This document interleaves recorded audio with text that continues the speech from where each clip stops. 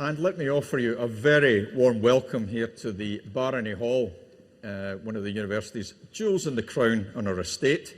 Very important building for us, as you can see the finery that we have laid out today, because most importantly, the thing that we do in here is graduate our fantastic graduands that are arrayed before us, that are on the stage behind us as well, alongside the academic staff.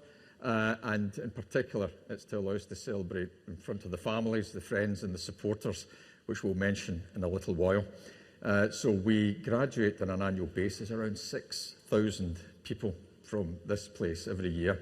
An army of Strathclyde graduates going out to make a difference in the world, and every one of them important to us, every one of them I know important to one or other of you in the hall at any given time. So we will get about our business.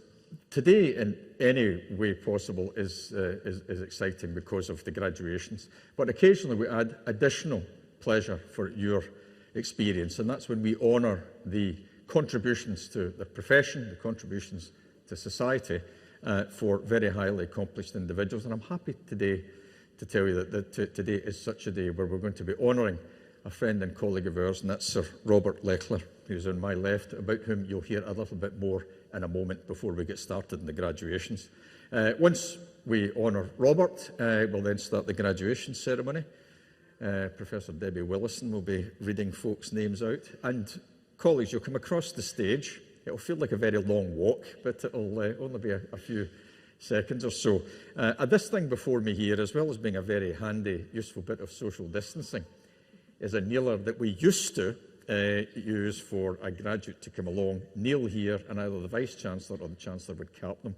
That seems a little bit old-fashioned these days, so we don't do that. I like to look at our graduates face to face. But I have to say, I've knelt on this kneeler 3 times myself over the years for bachelor's, master's and PhD, but that's historical. But anyway, be assured that you're in good company today, and our mace represents the fact that we are here by royal assent through our royal charter, so it's a very important day indeed.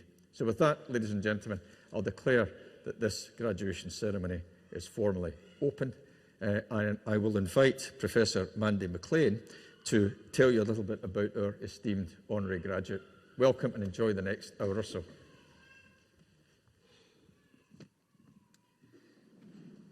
Principal and Vice-Chancellor, I have the honour and pleasure to present to you Professor Sir Robert Lechler, Emeritus Senior Vice-President of Health at King's College, London. Professor Sir Robert is a nephrologist, an immunologist, a world-leading researcher, leader, communicator, and as you will hear, a pioneer in healthcare. His research on tolerance after clinical transplantation is internationally applauded.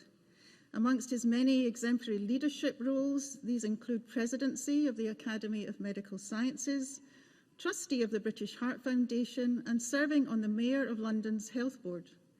Robert was also, very importantly, a special advisor to the House of Lords Select Committee for the response to COVID-19. Sir Robert qualified in medicine at the University of Manchester in 1975. He then spent 4 years as a junior doctor, training in general medicine and nephrology. And during that time, he had said he just wanted to focus on saving lives. However, he found he also wanted to improve how patients were treated and was motivated then to move into research.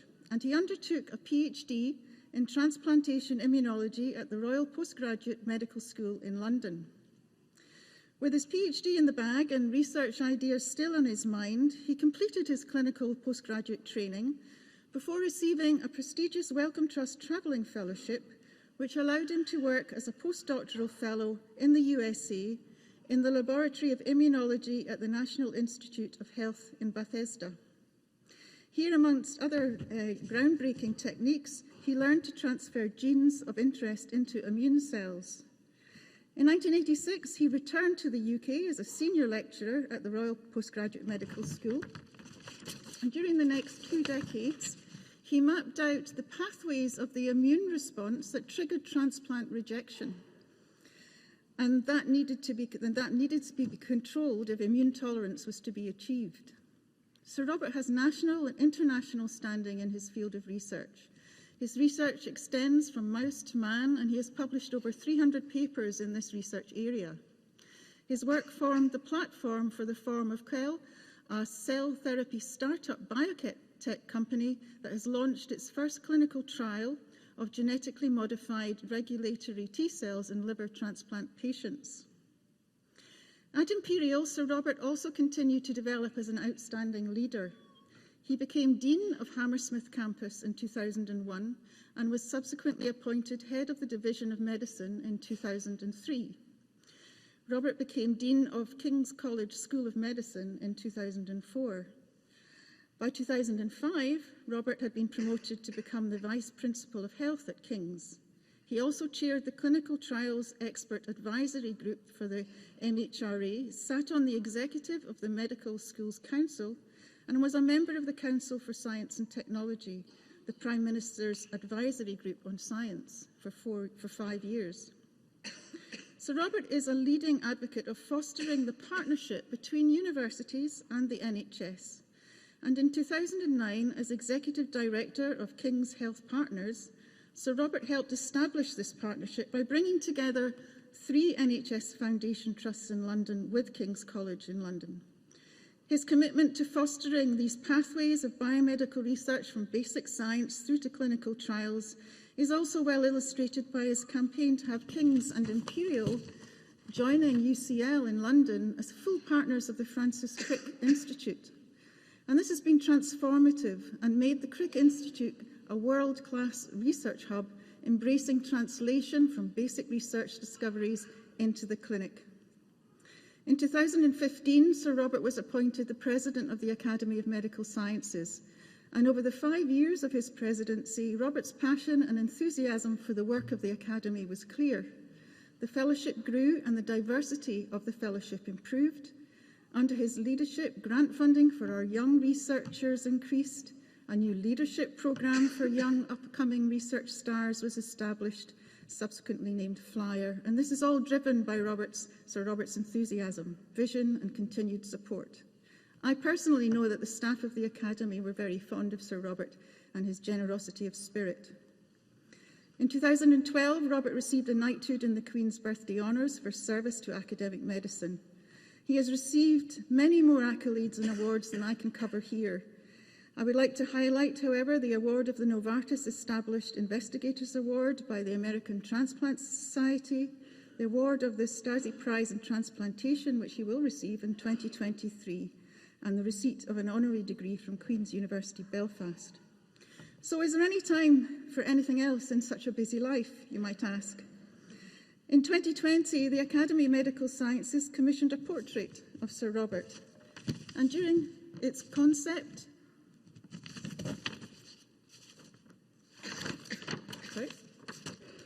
Sir Robert reflected on his career and recognised that just like a portrait, as his career grew, so did his responsibilities as he moved into an ever larger leadership roles. And he observed that his career was like an ever-growing canvas.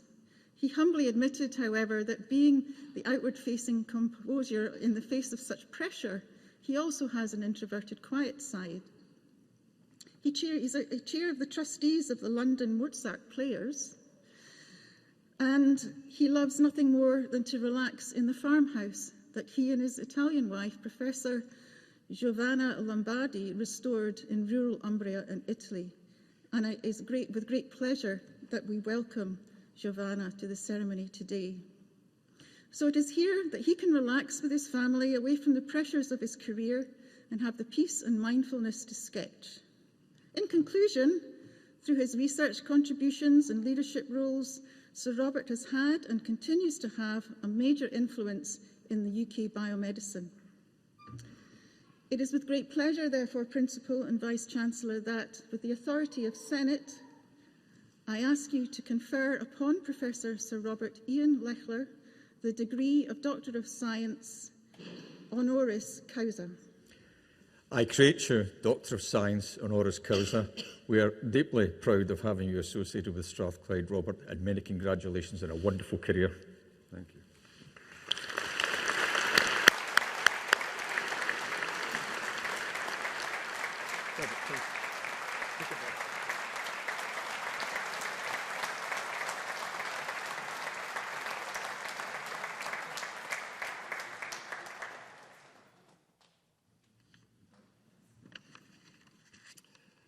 Well, thank you so much for such a generous citation.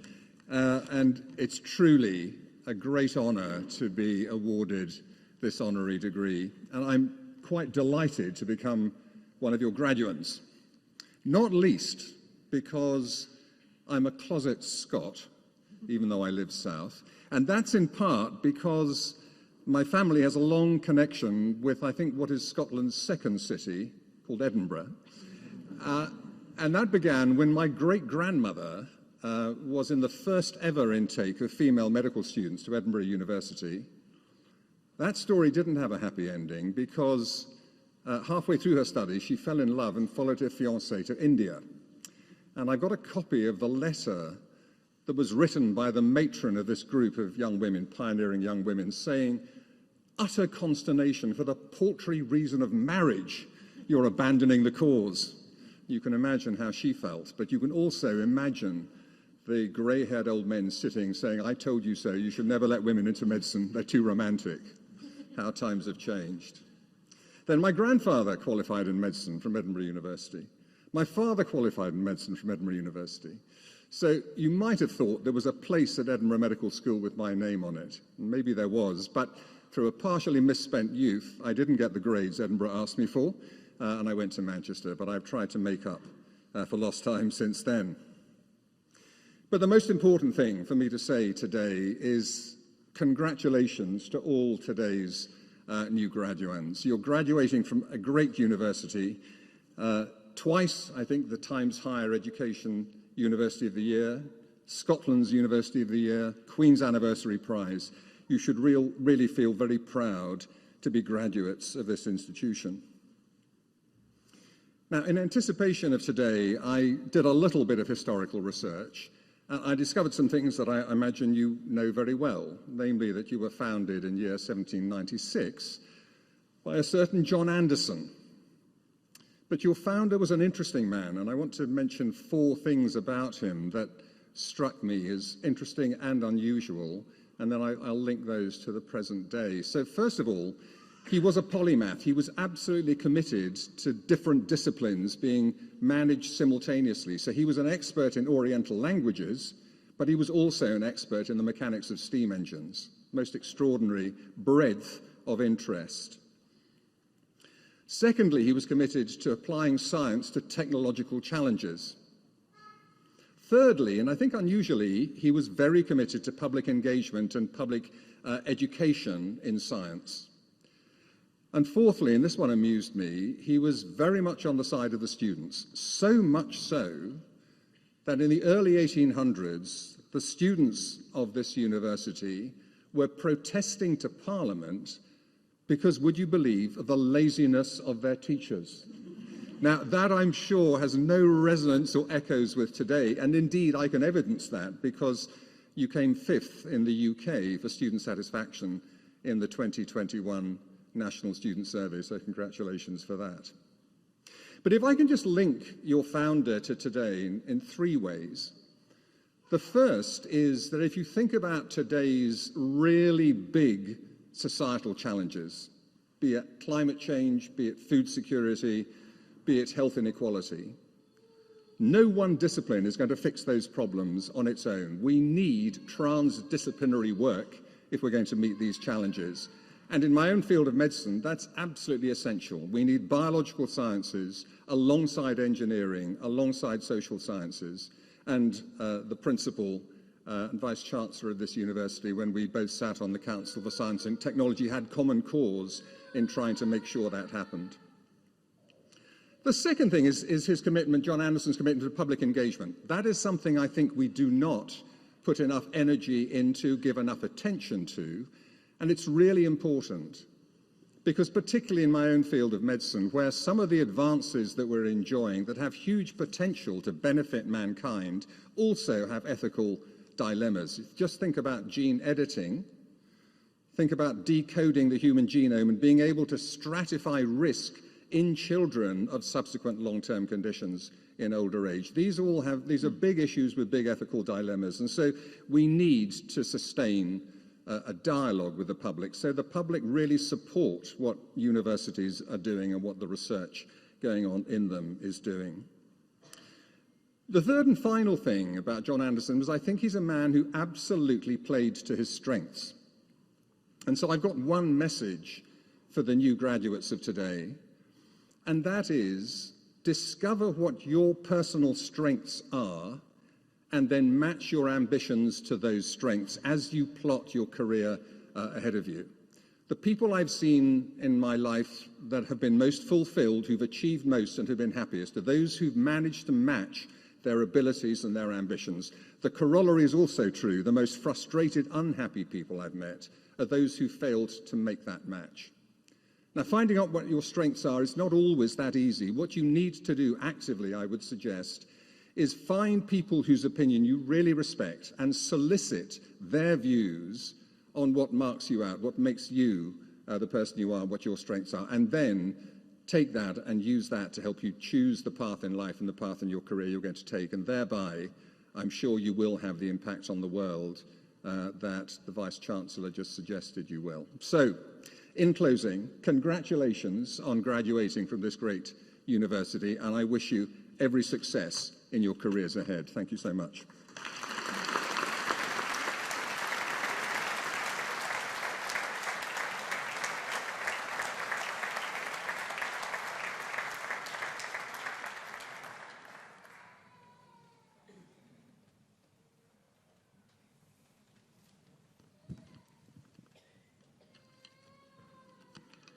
Principal and Vice-Chancellor, in the name of the University and by the authority of Senate, I present to you these students. For the degree of Doctor of Philosophy for Research in the Department of Mathematics and Statistics, Ahmad R. A. Al-Saber.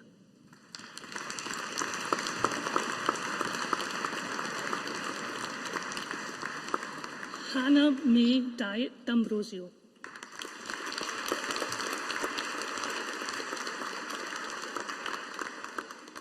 For research in the Department of Strathclyde Institute of Pharmacy and Biomedical Sciences, Afra Salem Al-Dubani.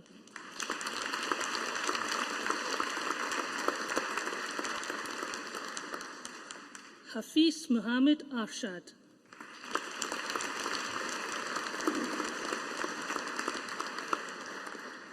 Dana Adnan Moatum.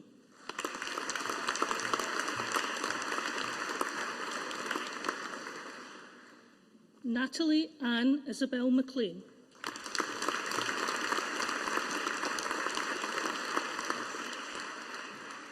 Yvonne Catherine Semple.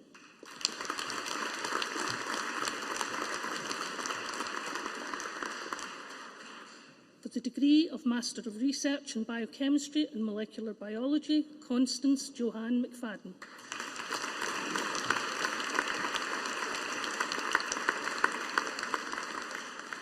In Biomedical Sciences, Chiara Colvin.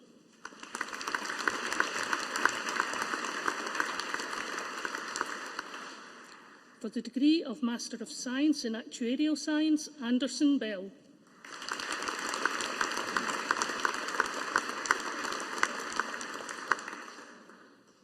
Nuf Abdul Rashid H. Bukhari.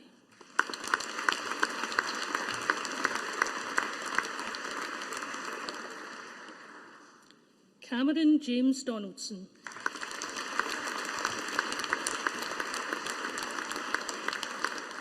Simon Ferry.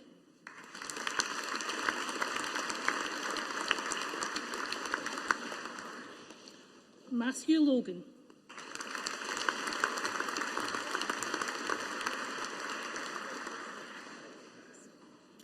Jack MacArthur.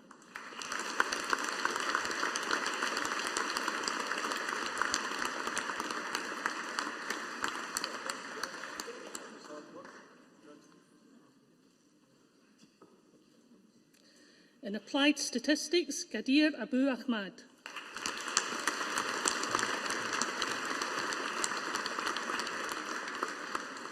Molly Joan McDermott.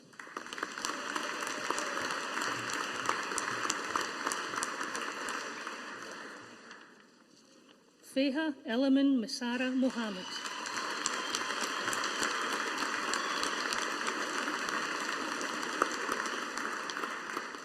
In Applied Statistics and Health Sciences, Sanam Arslan.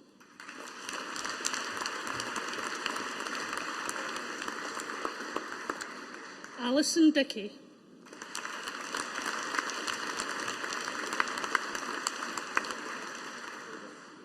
Megan Elizabeth Glancy.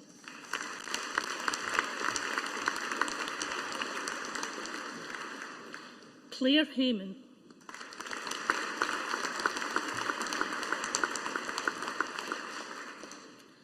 Alice May Leonard.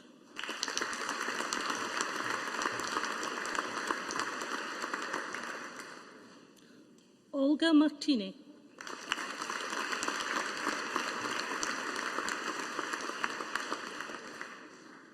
Callum Thomas Edward McClelland.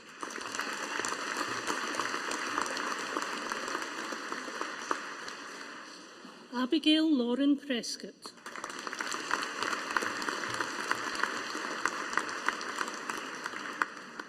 In Quantitative Finance, Arash Agholi Zari Kayavi. Rishab Gupta.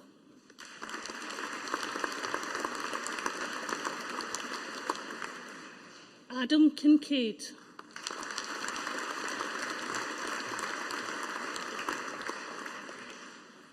Omiros Papapetru.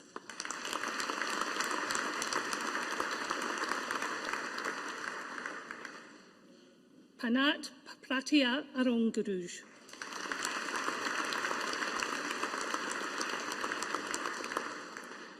Ewan Andrew Reid.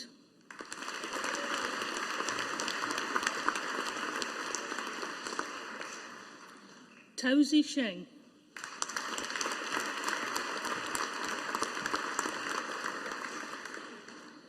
Nina Vesh.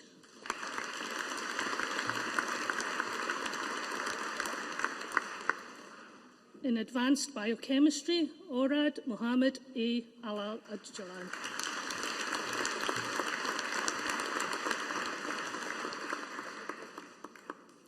Farah M. A. H. S. Altamar.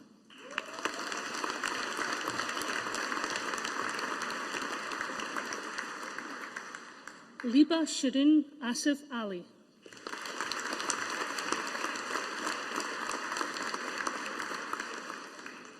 Benjamin Alexander Fraser Blackley.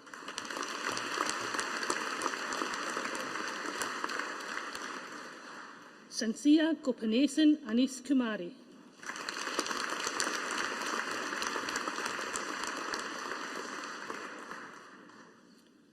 Jan Zagors Yarzabek.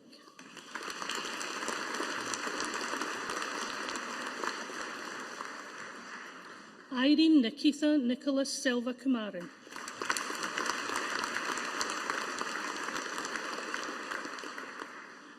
Omosalewe Adenike Okekporo.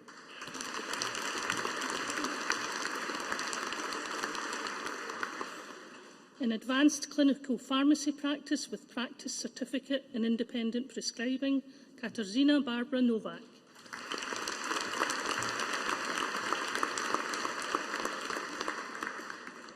In Advanced Drug Delivery, Rosh Skanth Allagan.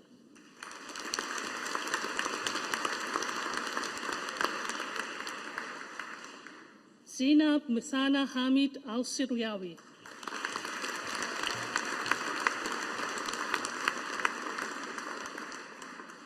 Krutarth Arbeje Bunso.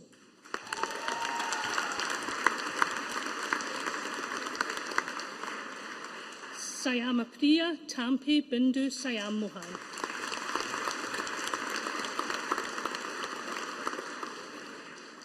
Nathir Nabil Roshdi Haddad.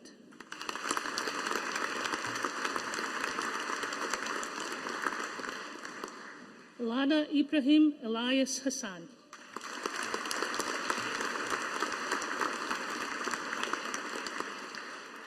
Ocean Joseph.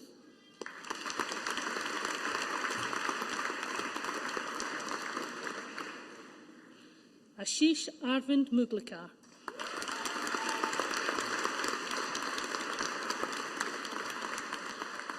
Hanida Punabam.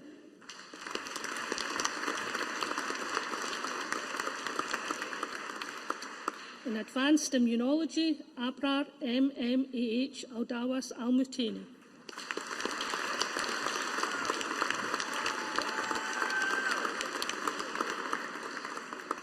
Gofran Samir Ibrahim.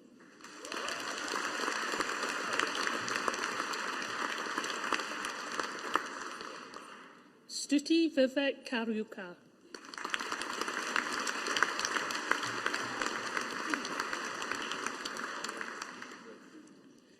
In advanced pharmaceutical manufacturing, Haya Da S.A. Aliban.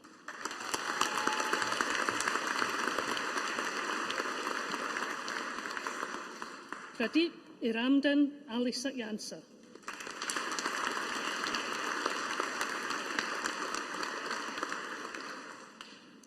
Syed Ahmad FASA Al Musawi.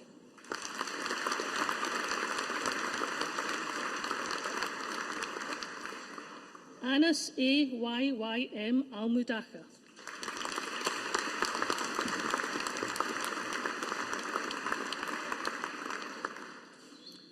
Muhammad Anas Ansari.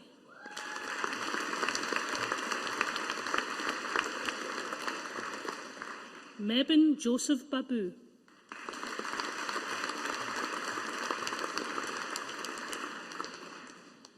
Maria Charalambus.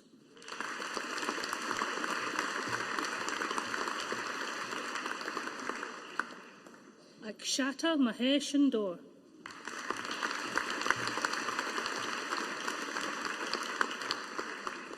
Tahani Islam.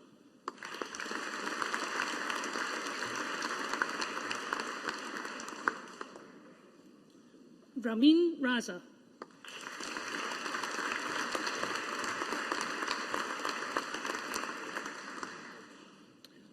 Parandeep Singh Sandhu.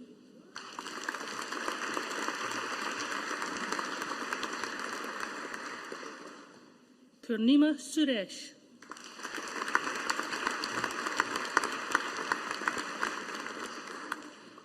In advanced pharmacology, Linja Akhtar.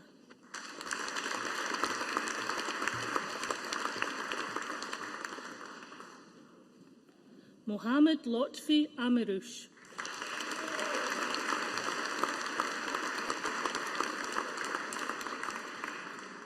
Erin Sinead Campbell.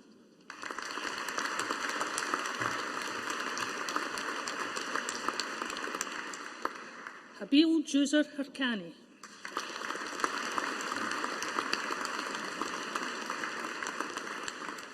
Saiful Islam.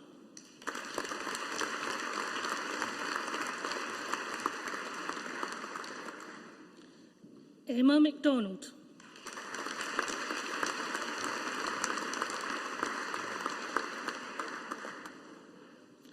Hadia Malik.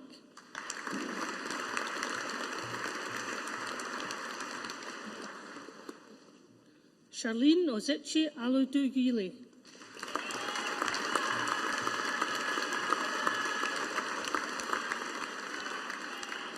Zara O.H.A. Shamsa.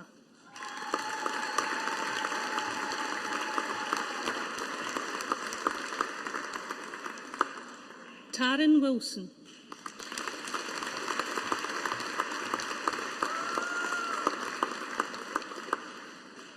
In biomedical sciences, Sulman Amin.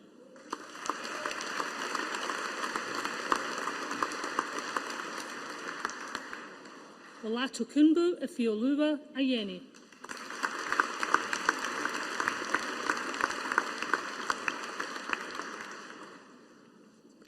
Lanre Lukman Balogun.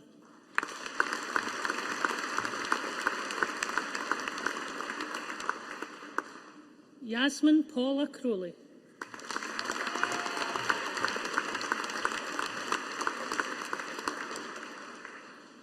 Rawan Hadi Farhan.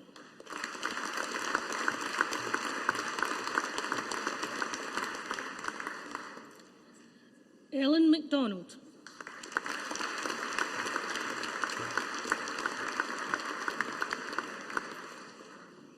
Morgan McCall.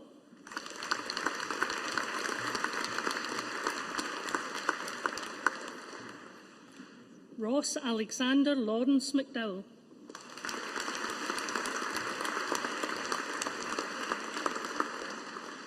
Emily Margaret Moncrief.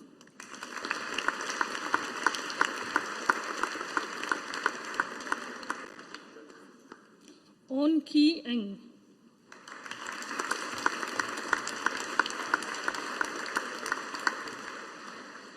Sana Jabin Sabri.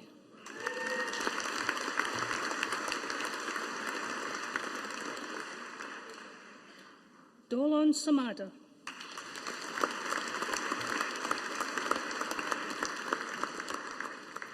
Andrew Stott.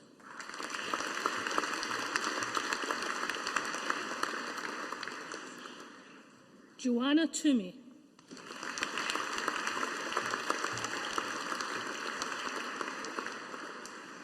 In Cancer Therapies, Ahmed Ali Mahmoud Ali Shaban.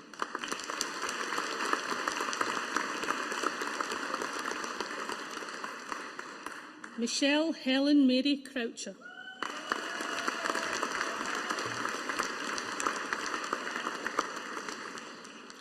Jade Kearney Forrester.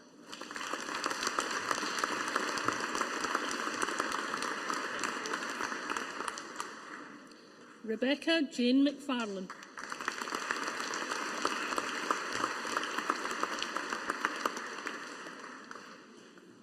Maha Malik.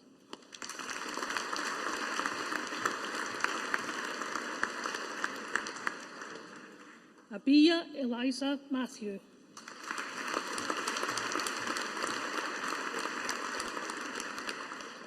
Ewan James Oscar McGrath.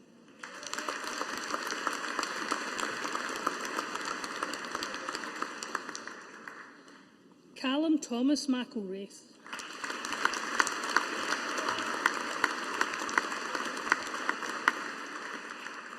Bindaya Mudia Rassan.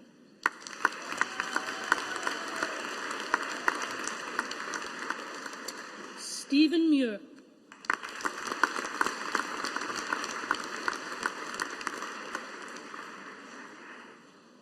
Hazari Lina Uarti.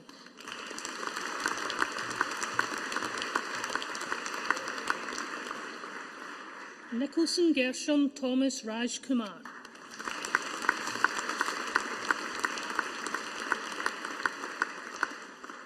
Anas War Asiya.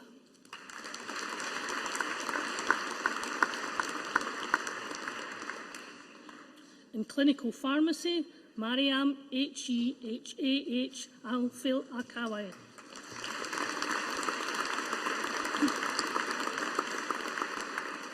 Fatima Muhammad Al-Kandari.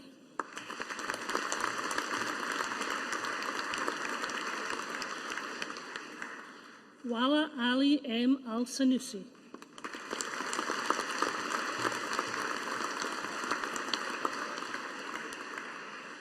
Yi Jun Dong.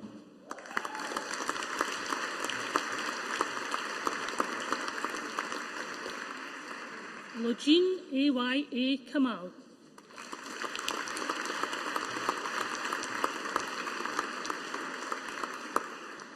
In industrial biotechnology, Tabassum Ara.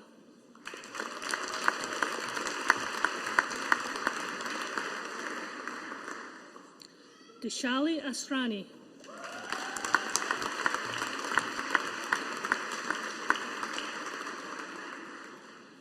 Amy Carroll.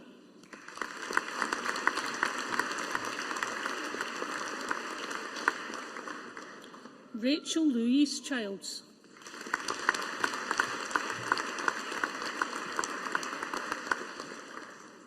Rebecca Douglas.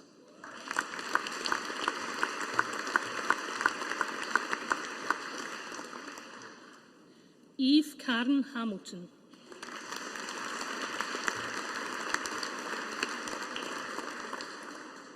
Connor Charles Cowie McCubbin.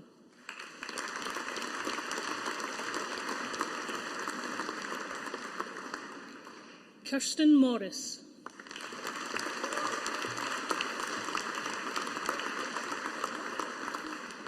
Grace Susan Nisbet.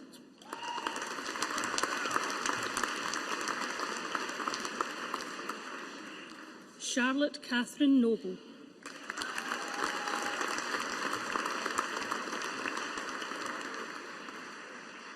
Rohith Abraham Rajesh.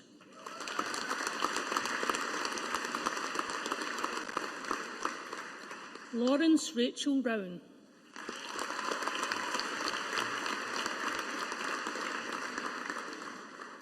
Ryan Carl Treadwell.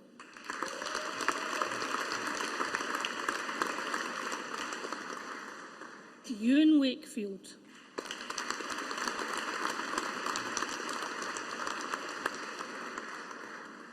Jacob Christopher Wiseman.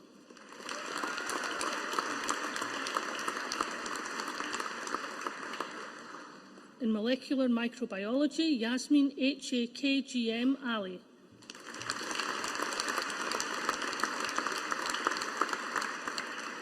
DZI Tingap.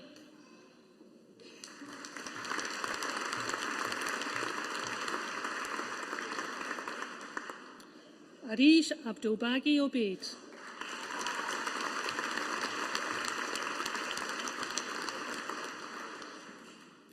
Niraja Vyas Reni Sunil Kumar.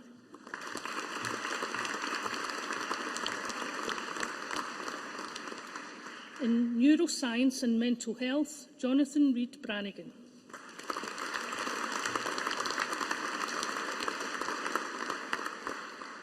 Megan Crawford.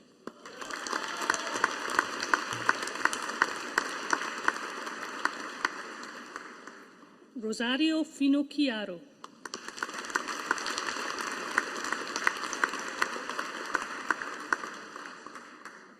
Aaron Gibson.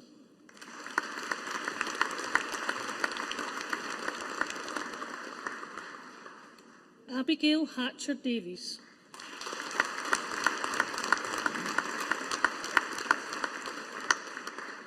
Guruveen Kaur Lally.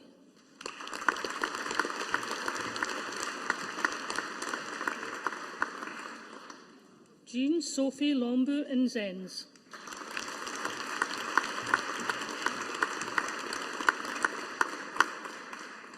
Aparna Maruvada.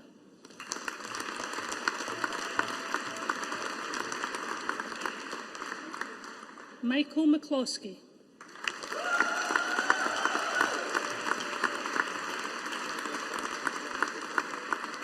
Matthew McCreener.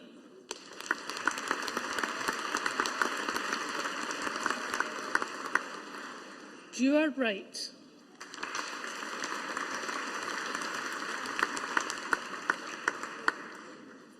In pharmaceutical analysis, Fadia Amar S. Al-Muteri.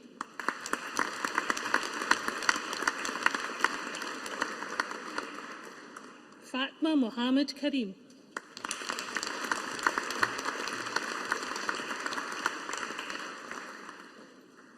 Sophia Kutsumari.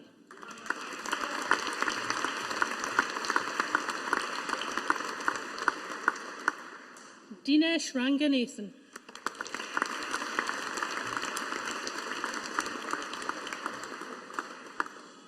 Enas Mustafa Eltahar Mohammed Seri Mursi.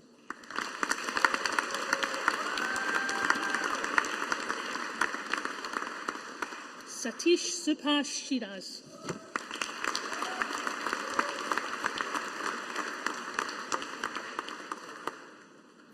Farida Omar Babikar Sobahi.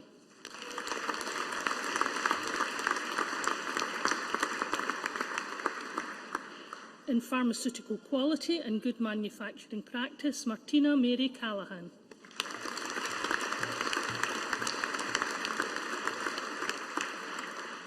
Janine Molkamp Inamuko.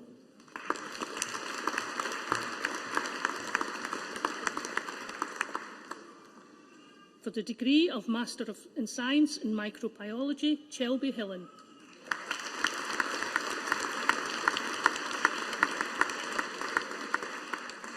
Stuart Robert Melville.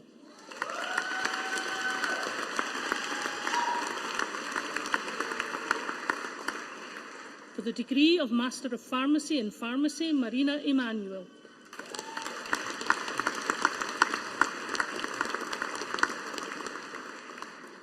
Emmanuel Menkab Mboma.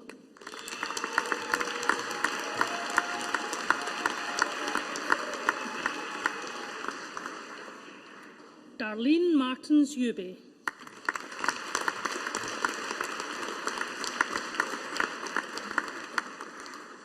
For the degree of Bachelor of Science in Mathematics, Ross Stephen McKinley.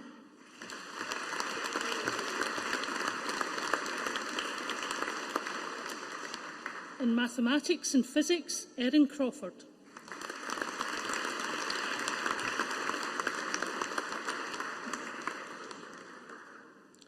In Mathematics, Statistics and Finance, Adam Clark.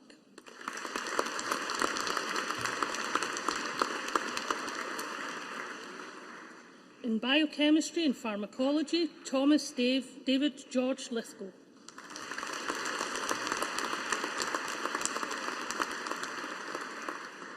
Paolo Savoca.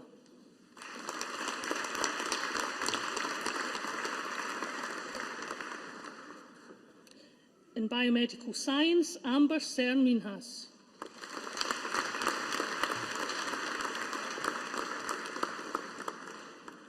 Dina Janzada.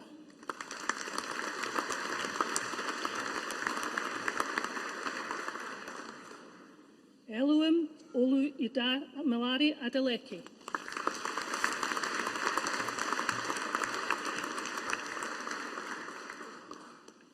In Immunology and Pharmacology, Nicola Gamester.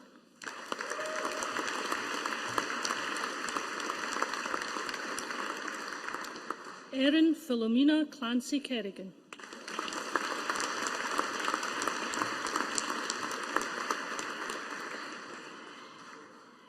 In Microbiology and Pharmacology, Alexandra Robin.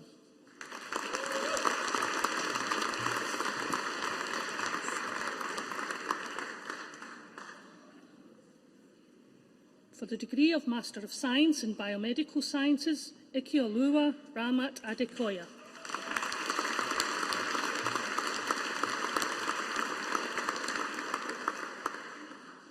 For the degree of Master of Science in Advanced Biochemistry, Clement Olomola Akinubi.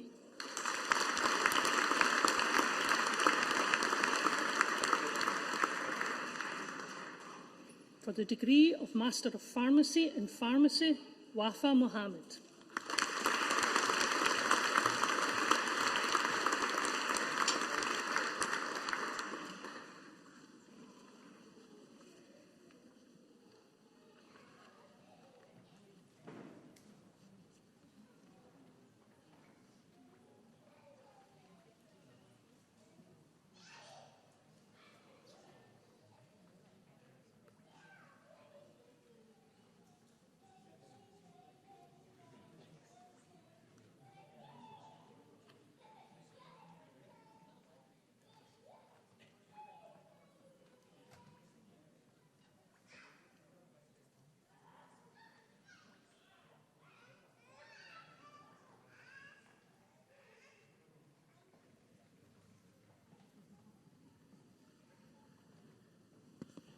Well, ladies and gentlemen, let's give the class of 2022 a big collective round of applause.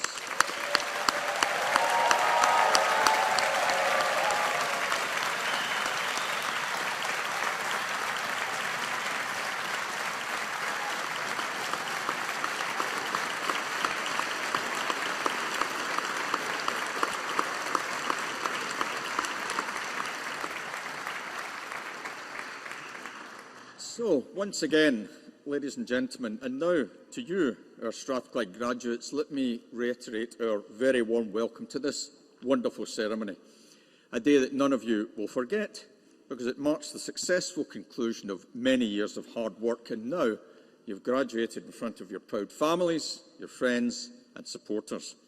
And today we welcome visitors from all parts of Scotland, from across the UK, and of course, across a wonderful international community too.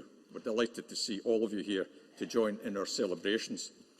Because importantly, Strathclyde is an institution where freedom of thought is valued and encouraged. We're a place that seeks to be both tolerant and inclusive, and where people of diverse national, cultural and social backgrounds come together here to enjoy excellent education and a shared student experience. And at Strathclyde, we all benefit from having students and staff from over 130 countries. Ours is a socially progressive community, one that seeks to be an exemplar for modern society, because we are plural, multicultural and enlightened. And it's our responsibility. Graduates, it's your responsibility to continue to challenge unacceptable practices, including by those in power. And we've had plenty to challenge in recent months by using reason and by exemplifying the best features of a modern, progressive society. But of course, most importantly, we're here today to acknowledge your hard work, the learning that you've built up, and the successful completion of your degree courses.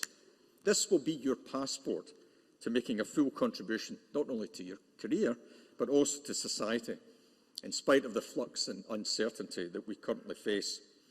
And this year, of course, we've been delighted through 2022 to return to in-person graduation ceremonies since the beginning of the coronavirus epidemic and pandemic, I should say.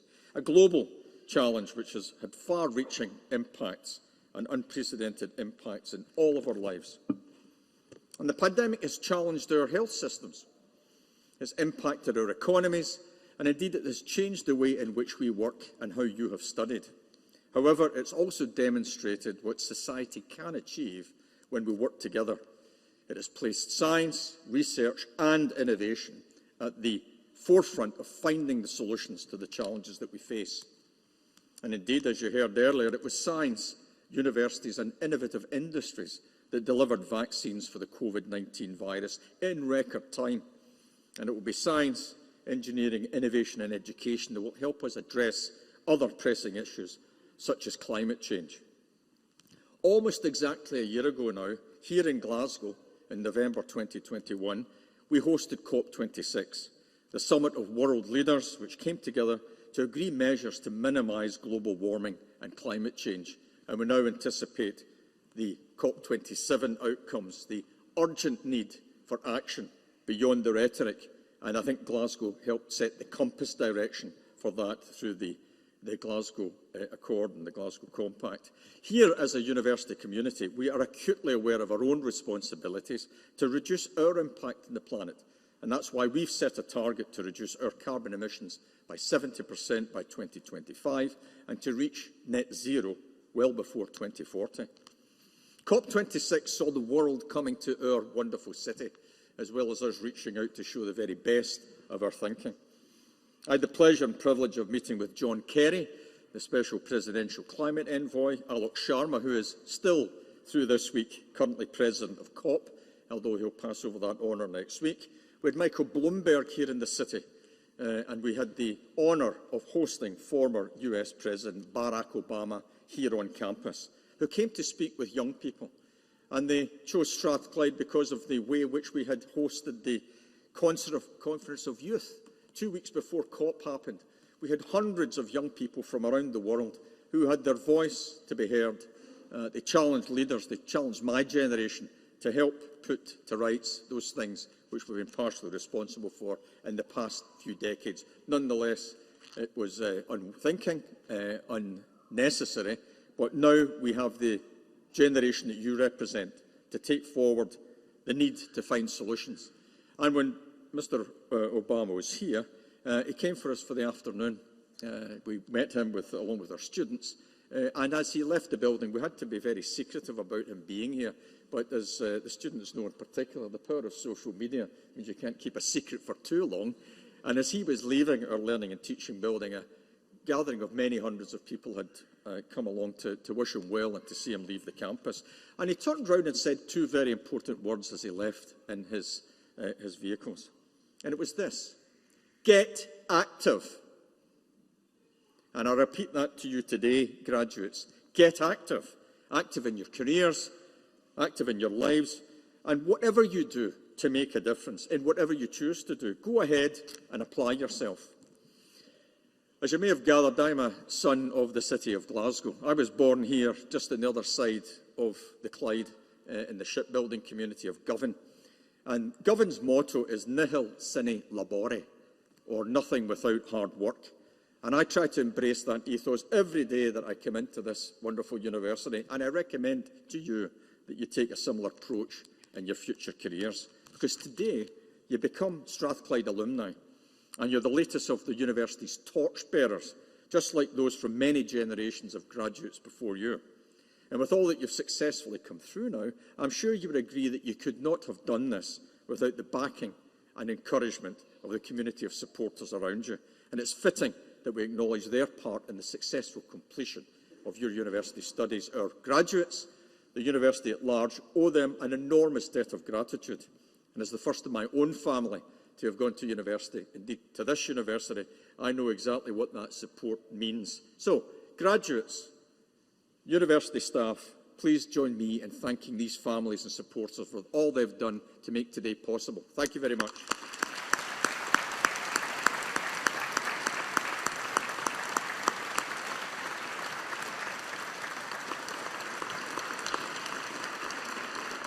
And for our excellent academic staff too, this is a very important day because your success is ultimately their reward. And Strathclyde has worked hard to provide you with a high-quality education and a first-class university experience for all of our students, regardless of background.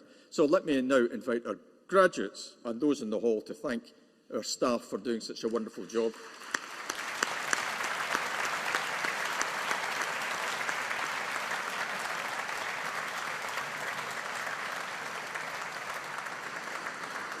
And I was delighted to hear Sir Robert refer to our founder, John Anderson. And as you leave the hall today, bear that in mind, because it's important for you to remember that we were founded in 1796. So we're now 226 years old, although I still like to think of us as a 200-year-old start-up organisation, retaining that same sense of excitement and purpose as the time of our establishment during the Scottish Enlightenment. And throughout our history, Strathclyde has remained faithful to our founding principles, and we were established, and I quote, in the language of the day, for the benefit of all mankind. And we were the only higher education institution to be founded in Scotland during the Enlightenment, and that's a real distinction for our institution. And we continue to drive forward our distinct university strategy in that same spirit of excitement, making it wholly relevant to the 21st century. Our founder that Robert talked about, John Anderson, who was a physicist or natural philosopher and many things beyond, had strong links with Benjamin Franklin, one of the founders of the University of Pennsylvania in 1751, which was established under the motto of useful knowledge. And that influenced John Anderson, as did the European thinkers of the day, and he imagined the Strathclyde of the future under the motto of useful learning. And never has that philosophy been more pertinent and relevant since our establishment over 200 years ago. And the motto, always remember it, useful learning, should be known by our staff and students, still defines our purpose as a leading international technological university that is committed to being socially progressive. So, for example, across our campus and in the buildings that you've passed today on your way to the Barony Hall, our academics and students are developing drugs to diagnose and fight diseases. For example, we have several drugs on clinical trials in the area of cancer treatment, kidney disease, infection management and inflammatory diseases. Strathclyders are producing energy technologies and policy solutions to tackle climate change and to establish a low-carbon economy. We're revolutionising global manufacturing and helping to create the fourth industrial revolution, so-called Industry 4.0, through robotics, AI and automation. And our students continue their work in low-income countries, establishing clean water and power supplies, deploying healthcare systems in remote communities, and introducing new telecommunications infrastructure. That's useful learning. They're also bringing prosthetic limb and bioengineering technologies to those in need. And we're working hard to inform public policy in the UK on national economic strategy and on research, education, health, energy, and many other themes as well. Our staff in the Technology and Innovation Centre, £100 million investment here on campus, down just off George Street, are working closely with industry on low-carbon energy, on photonics and pharmaceuticals. The well-known American inventor Thomas Edison, another electrical engineer, called his technical teams in his laboratories his inventions factory. Well, TIC has become Strathclyde's innovations factory. It's becoming Scotland's innovations factory, driving research and great talent into the economy. And we've further reinforced our leadership in this area by creating Scotland's first innovation district here in the heart of the city. in partnership with the Glasgow City Council, Chamber of Commerce, Scottish Enterprise and many industrial partners. And subject to our court's approval in the coming months, we'll be investing another £100 million on the way to High Street and Ingram Street as we broaden out the innovation district, working in medtech, fintech, quantum technology, industrial informatics, 5 and 6G communications and space technology. Horizon areas where Glasgow and Scotland within the UK can distinguish itself in the international scene.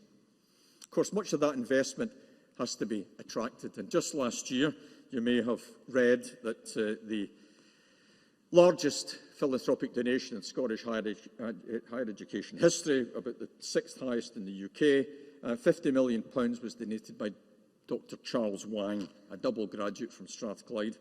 He approached us, said that he was committed to our mission of useful learning and is now investing in us growing out that ability to educate and create innovation infrastructure.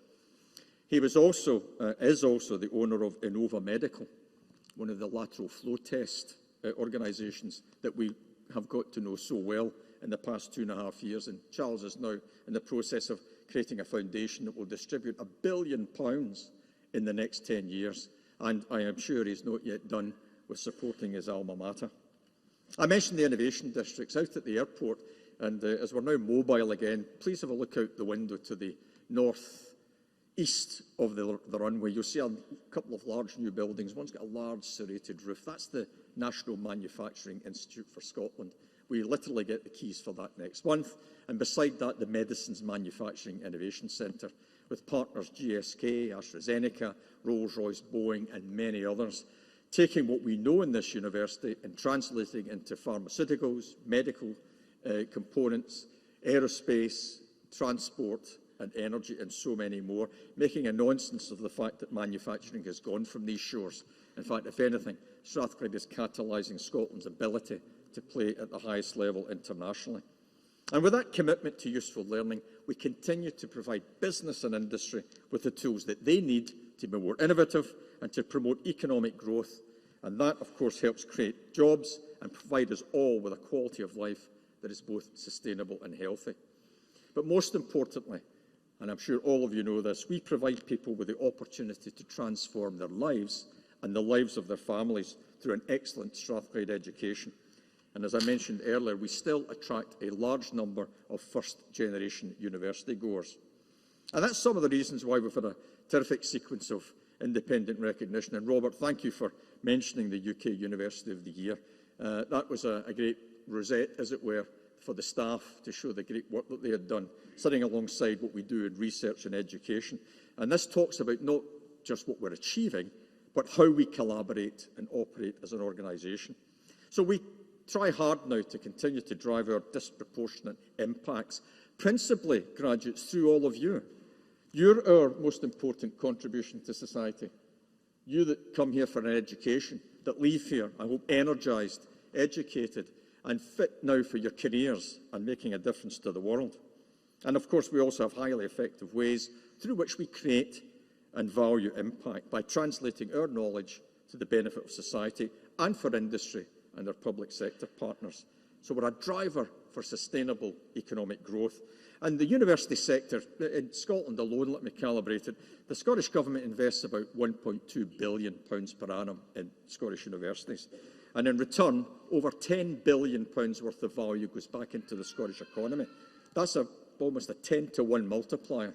So we're an investment, not a receiver of grants, and we need to bear that in mind. Universities, all of our universities here and across the UK are real drivers for change and a real set of assets that must never be undervalued. And certainly, the achievements of the wonderful science faculty give me great encouragement and confidence for the future. And I'll give you just a very few highlights because there are so many in the past year. In research more generally, we have this 6 or 7 year cycle of detailed research assessment of what we do across the 160 or so universities. And Strathclyde's overall assessment reported that around 90% of our research was assessed as being world-leading or internationally excellent, not least of which in the Faculty of Science. One of our more junior members of staff, but sometimes the very more active Chancellor's Fellow, Dr. Rebecca Beveridge, of Pure and Applied Chemistry, has awarded a prestigious UKRI Future Leaders Fellowship to identify new disease targets for existing drugs using state-of-the-art mass spectrometry techniques. Researchers here are also developing highly effective treatments for tumours which are resistant to other forms of radiation, using high-powered lasers to generate beams of carbon ions with the ability to target cancerous cells. Professor Martin Dawson of the faculty, Director of Research at Strathclyde's Institute of Photonics and head of the Fraunhofer Centre based here at Strathclyde, was elected a Fellow of the Royal Society. And scientists and our engineers are also researching and delivering a step change in the use of aerial drones for the delivery of blood products, human organs and medical supplies. Real innovation. The development of a digital blueprint for a fully integrated drone delivery network is predicted to also accelerate green aerospace technologies in Scotland, with a potential introduction of the next generation of NHS services. So we've got these on trial just now, literally taking blood supplies and organs across Scotland into some very hard-to-reach areas, really improving the opportunity for survival and the quality of care for those that require that support. And many others, including a new pioneering relationship between engineering and science researchers and the charity Chest, Heart and Stroke Scotland, with a collaboration aiming to benefit stroke survivors by using interactive technology to improve patient rehabilitation, and much more. And this represents the exciting context in which all of you should view your awards. You're now graduates of a university that places students at the heart of all that we do, because we value excellence in education and research, and we create strong connections with society at large, as well as with the business world.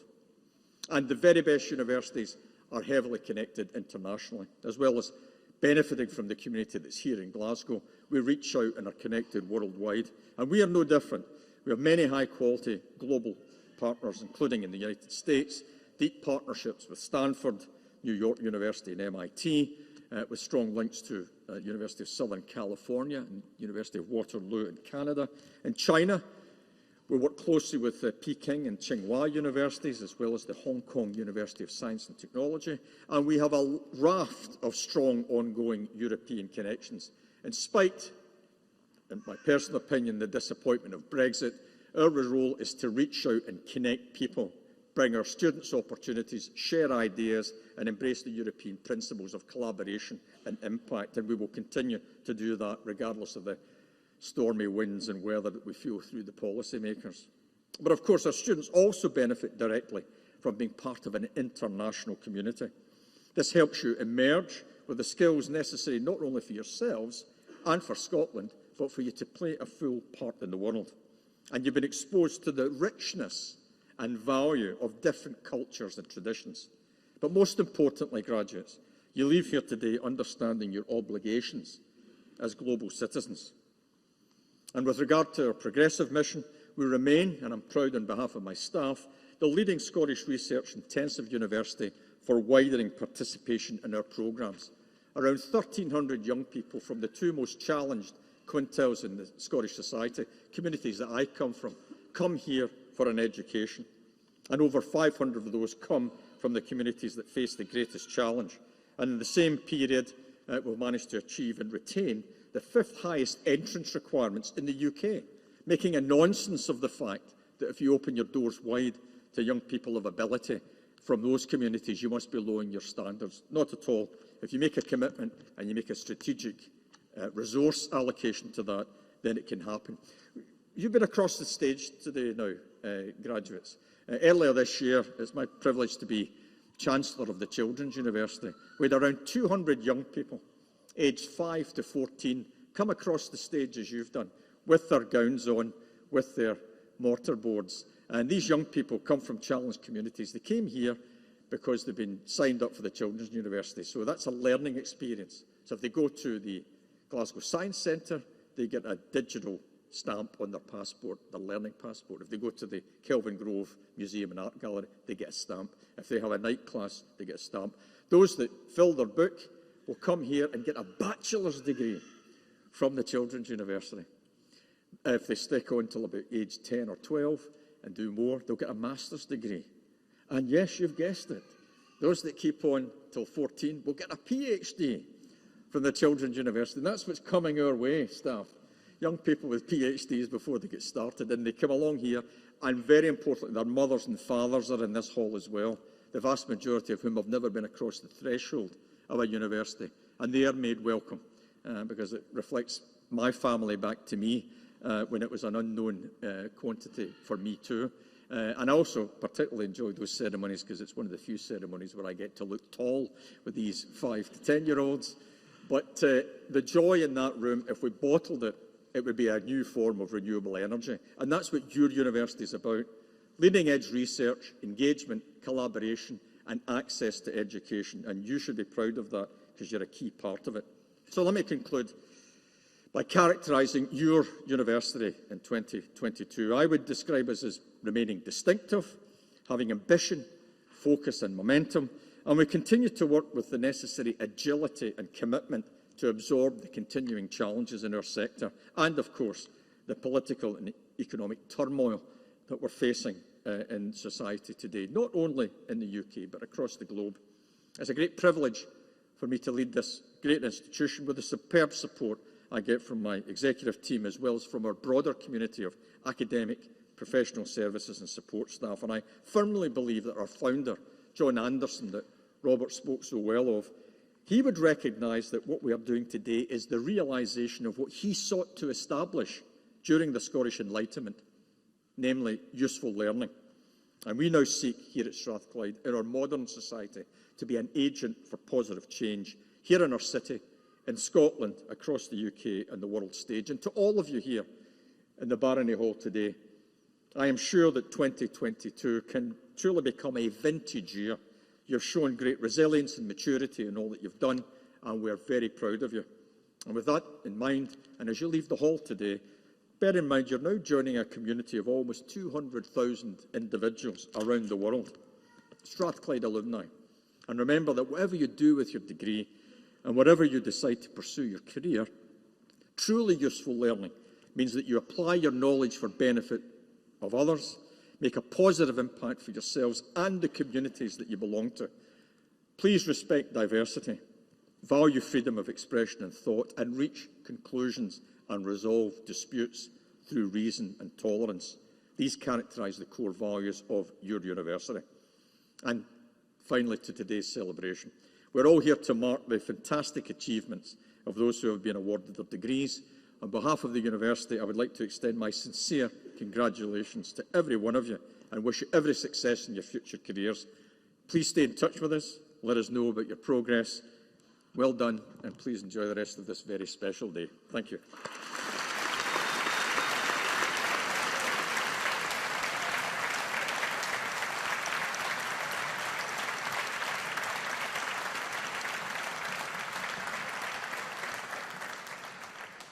I talked about the power of modern communications, the power of communications that Fiona at the back of the hall has just given me a big thumbs up, which means that the weather is okay, which means when we finish the ceremony in a moment, the stage party will process through the hall and we're going to make our way over to the Learning and Teaching building where there are some refreshments awaiting you.